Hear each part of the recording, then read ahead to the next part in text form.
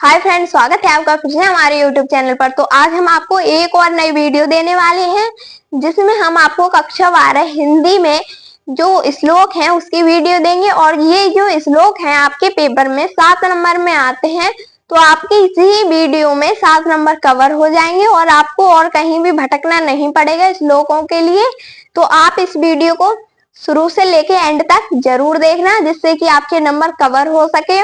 तो चलिए अब हम वीडियो को स्टार्ट करते हैं। यहाँ पर हमारा पहला श्लोक लिखा हुआ है, भाषासु मुख्या मधुरा दिव्या ग्रीवाण भारती।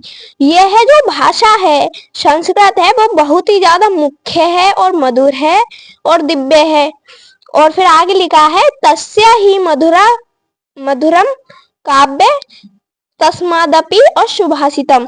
मतलब इसके काव्य बहुत ही मधुर हैं और इसके काव्य से भी अधिक मधुर हैं इसके सुंदर वचन। सुभाषितम को हम बोलते हैं इसके वचन। अब इसको आप कैसे लिख सकते हो, यहाँ पर मैंने लिखकर भी बता दिया है। यहाँ पर पहले इसको आपको संदर्भ लिखना है इसका, फिर यहाँ पर लिखना है आपको इस प्रकार मैंने लिखा है, आपको इसी प्रकार ही लिखना है, जिस प्रकार मैंने लिखा है उसी प्रकार आपको पेपर में लिखकर आना है। तो यहाँ पर मैंने संदर्भ लिखा है, यह श्लोक हमारी पाठ्य पुस्तक के संस्कृत भाग में संकलित सुभाषित रत्नानी नामक पाठ से क्या है अवतरित। या फिर पाठ लिख सकते हो आप यहाँ पर, या फिर मत लिखना, नामक से अवतरित है। फिर हमें लिखना है यहाँ पर इसका अनुवाद, किसके अनुवाद में क्या क्या है, ये इसका अनुवाद है। ये आपके पेपर में 7 नंबर में आता है। तो यहाँ पर लिखना है आपको, भाषाओं में संस्कृत सबसे प्रधान मधुर और अलौकिक है, उससे अधिक मधुर उसका काव्य है और उस काव्य से अधिक मधुर क्या है उसके सुंदर वचन है। ये सुभाषितम शब्द दिया है संस्कृत में, इसको हम हिंदी में कन्वर्ट करेंगे तो इसका मतलब होगा सुंदर वचन। अब यहाँ पर दूसरे पर चलते हैं। ये तो आपके समझ में आ गया होगा। यहाँ पर देखो ये सिर्फ और सिर्फ इतना छोटा सा है और आपके 7 नंबर क्लियर करवा देगा अगर ये आ गया आपके पेपर में तो। अब चलते हैं दूसरे श्लोक पर। दूसरा श्लोक क्या है, यहाँ पर दूसरा लिखा है, सुखार्थी न कुतो विद्या। मतलब सुख चाहने वाले को कुतो विद्या विद्यार्थी न सुखम। मतलब सुख चाहने वाले को विद्या कहाँ। फिर है सुखार्थी व त्यजेत विद्या विद्यार्थी व त्यजेत सुखम। अब यहाँ पर मैं आपको इसका अर्थ यहाँ पर बताऊंगी। यहाँ पर जो संदर्भ में लिखना है पूर्ववत, मतलब ये इसी पाठ का ही संदर्भ है जो सुभाषित रत्नानी पाठ है ना, ये श्लोक इसी पाठ का है। आपको इसके संदर्भ में ऐसा ही लिखना है सेम, लेकिन मैंने यहाँ पर पूर्ववत लिख दिया है क्योंकि मैंने यहाँ पर इसका संदर्भ लिख दिया है।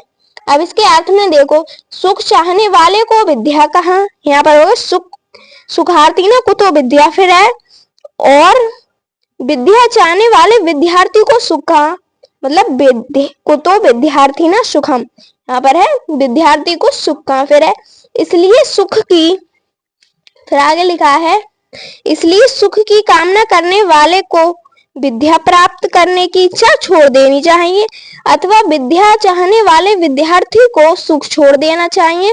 आशय यह है कि विद्या बड़ी कठिनाइयों मतलब बड़े ही कष्टों से प्राप्त होती है, इसलिए जो सुख की कामना करते हैं, जो सुख चाहते हैं अपने जीवन में, उन्हें विद्या प्राप्त करने की इच्छा क्या कर देनी चाहिए, छोड़ देनी चाहिए। फिर है और यदि ज्ञान प्राप्त करना है तो सुख की इच्छा छोड़ देनी चाहिए। अगर ज्ञान प्राप्त करना है तो सुख बिल्कुल त्याग देना चाहिए। अब यहाँ पर तीसरा है, अगला लिखा है, काव्य शास्त्र विनोदेन कालो गच्छति धीमताम।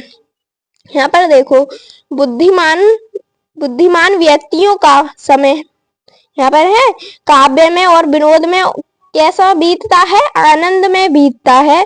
और यहाँ पर है व्यसनेन च मूर्खणा निद्रया कलहेन वा। मतलब जो मूर्ख व्यक्ति हैं उनका समय लड़ाई में, सोने में और इतने वितय की बुरी बातें करने में बीतता है। और जो अच्छे व्यक्ति होते हैं उनका समय शास्त्रों में बीतता है और आनंद में बीतता है और काव्य की रचना करते हुए बीतता है। अब यहाँ पर हमें इसका अनुवाद लिखना है, संदर्भ आप पूर्ववर्ती ही लिखना। आप इन्हें याद रख लेना कि ये सुभाषित रत्नानी नामक पाठ से ही लिए गए हैं।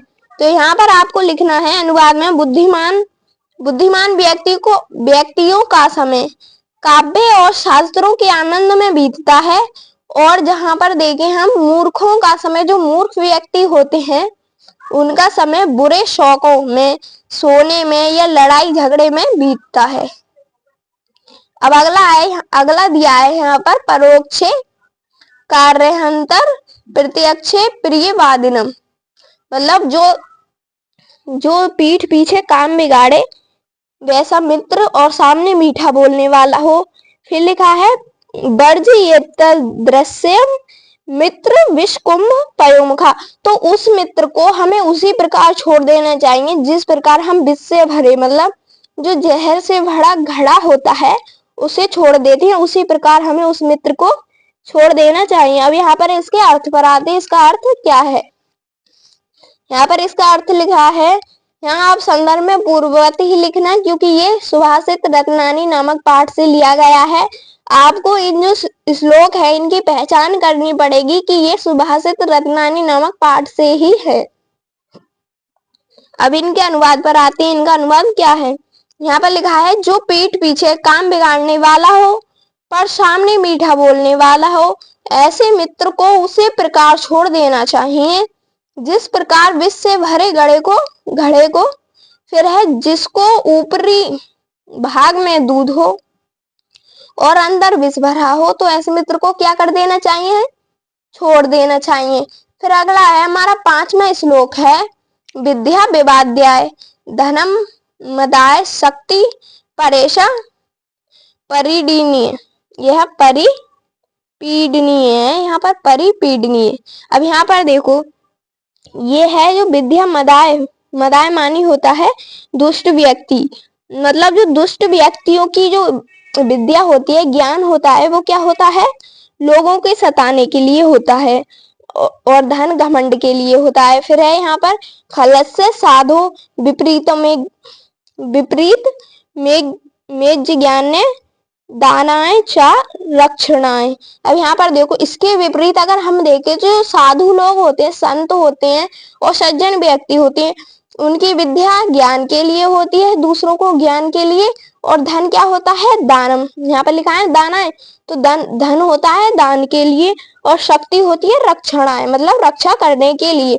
अब यहाँ पर हम इसके अर्थ पर आते हैं। यहाँ पर संदर्भ में आपको पूर्ववत ही लिखना है। मैं यहाँ पर आपसे फिर कह रही हूँ क्योंकि आपको यहाँ पर ये जो श्लोक है इनकी पहचान करनी पड़ेगी कि ये सुभाषित रत्नानी नामक पाठ से लिए गए हैं।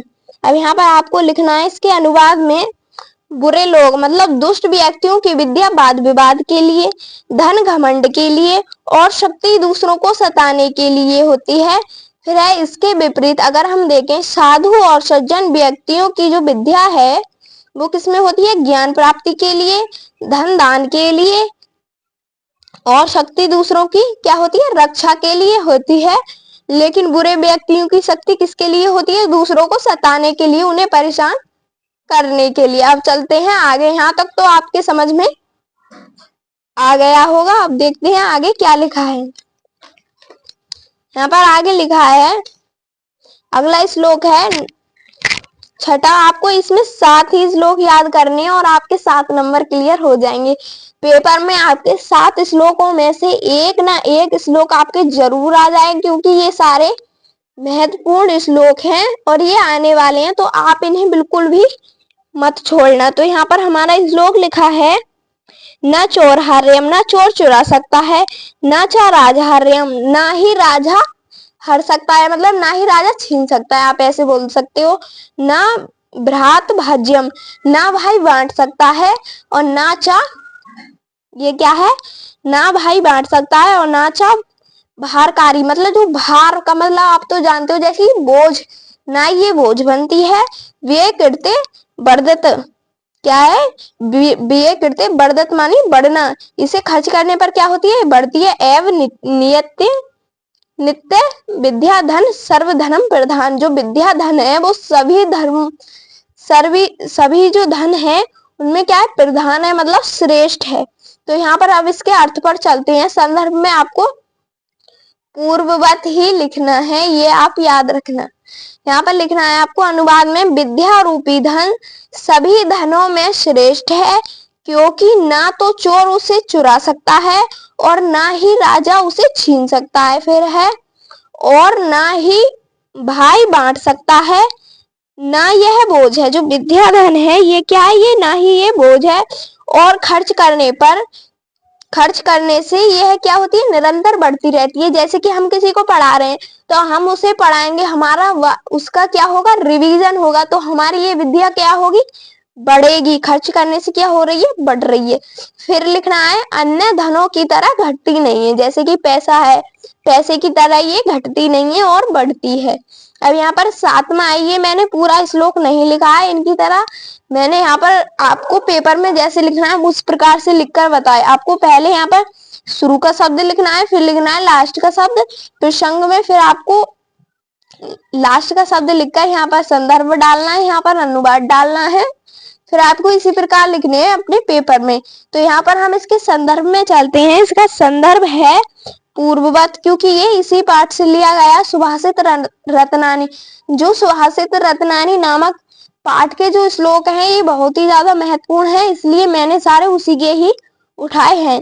अब यहाँ पर इसके अनुवाद में देखते हैं, प्रीणति या सुचरित या लभ्यन्ते है, ये लास्ट में। तो आपको मैं यहाँ पर डायरेक्ट इसका अर्थ ही बता दे रही हूँ। यहाँ पर लिखा है, जो अपने अच्छे चरित्र से पिता को प्रसन्न करे। यहाँ पर लिखा है, पिता को प्रसन्न करे।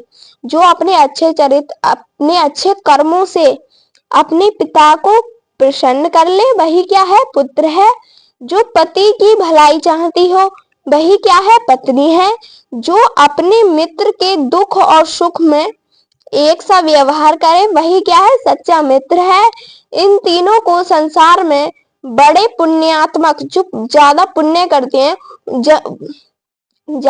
करते हैं, वही लोग इन्हें पाते हैं। फिर लिखा है, अर्थात बड़े पुण्यों के फलस्वरूप ही ये तीन प्राप्त होते हैं, जैसे कि अच्छा पुत्र, अच्छी पत्नी और सच्चा मित्र।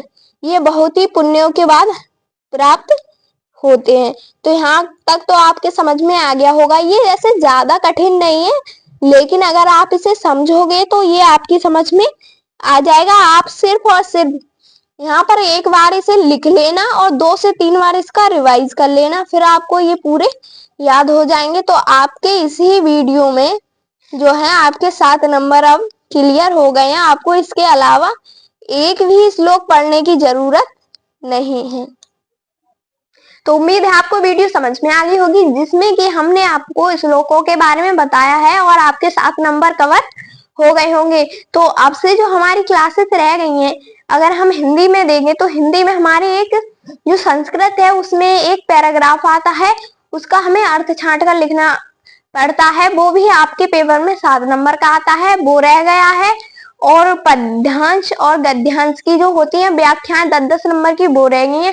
टोटल अगर हम लगाएं तो हमारे 27 नंबर का रह गया। और बाकी जो रह गए हैं, जैसे कि विकल्प के मार्क्स हैं, वो आप क्वेश्चन बैंक में से खुद भी तैयार कर सकते हो। अगर आप खुद तैयार नहीं करना चाहते हो तो आप कमेंट में लिखकर बता देना, मैं आपको जो विकल्प आते हैं 1-1 नंबर के 10 क्वेश्चन आते हैं, वो मैं आपको करवा दूंगी और आपके पूरे हिंदी में 100 में से 100 नंबर का पूरा सिलेबस हो जाएगा। अब से हम जो इस वीडियो के बाद जो अगली वीडियो पड़ेगी उसमें हम आपको केमिस्ट्री में जो नया चैप्टर, हमने आपको चैप्टर 5 तो कंप्लीट करवा दिया है, अब हम आपको चैप्टर 6 स्टार्ट करवा देंगे कल से। और बाकी जो हिंदी की वीडियो रह गई है वो हम आपको आगे कंटिन्यू कर देंगे। तो वीडियो को पूरा देखने के लिए थैंक यू। अगर पसंद आए तो लाइक और सब्सक्राइब जरूर कर देना।